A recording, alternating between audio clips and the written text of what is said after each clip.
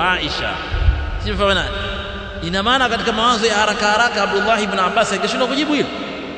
Asingeshindwa kujibu, lakini ana alam ahli al-ardh yupo na Aisha, nenda kwa Aisha. Hivi inatakiwa mtu msomi anakuwa hivi kama yupo msomi zaidi yake apeleke masala, na wala kupeleka masala yajibiwe na mwingine. Haina maana wewe ule usomi wako utakuwa umeondoka, bali ukijibu rajman bil ghaibi ovyo ovyo, ndio itakuwa kwamba hiyo ni fedheha na utakuwa unalaumiwa na tuukhadhu bihadha. Kwa nini ujibu tu? Na hakuna mtu atakayeweza kujibu kila kitu akawa ni sawa sawa, hakuna. Ukitaka kuamini hayo, leo hii kuna YouTube, wewe ingia pekua mashehe wa Kiswahili hao, usikiliza mabalao. Leo huyu jamaa kaipata wapi? Yani utafunga utasema ngoja nikapekua vitabu, utakaa mwezi mzima unapekua, hamna. Kaipata wapi jamani? Kaipata kwa sababu ni watu wanasemea rajman bil ghaibi.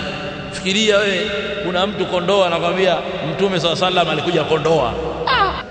Hii hatari sana hii hata watu wanatakiwa wapingwe na wafanywe watahadharishwe, kwa sababu ndio mambo kama haya yanaweza kufikisha watu kufanya kama mambo ya Kibwetele. Mtu mmoja Uganda huko aliwaingiza Wakristo wenzie kanisani, akawafungia, akapiga misumari, akaambia subirini, Bwana Yesu anakuja, sumsubirini hapo. Piga misumari milango yote na madirisha, akatia kibiriti, huyo akatokomea. Watu wanasubiri moto unakuja, amendo Yesu anakuja, subirini. Wote wakaungua tiki, kwa sababu alikuwa kuna kitu kawaaminisha, wameamini.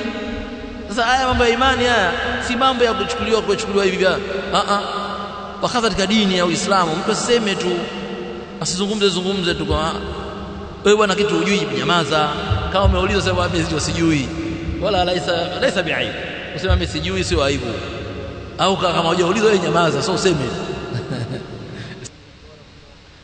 Kuna mwingine naye anazungumza kwamba eti siku ile ya kuzaliwa bwana Mtume sallallahu alayhi wasallam ni bora kuliko siku ya Lailatul Qadr.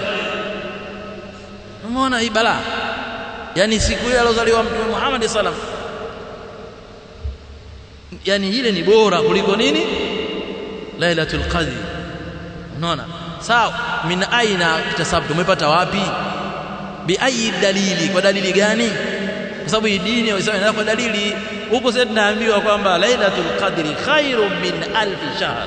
Hakuna Muislamu yote mwenye shaka kwamba haya ni maneno ya Allah Subhanahu wa Ta'ala, kwamba siku ya Lailatul Qadri ni bora kuliko miezi 1000, miaka 83. Wewe unasema hivyo kwamba siku ya Mtume sallama ni bora kuliko Lailatul Qadri, kwa dalili gani? Tupe dalili, tunakusubiri, tuko pale muda miaka 100 tunakusubiri.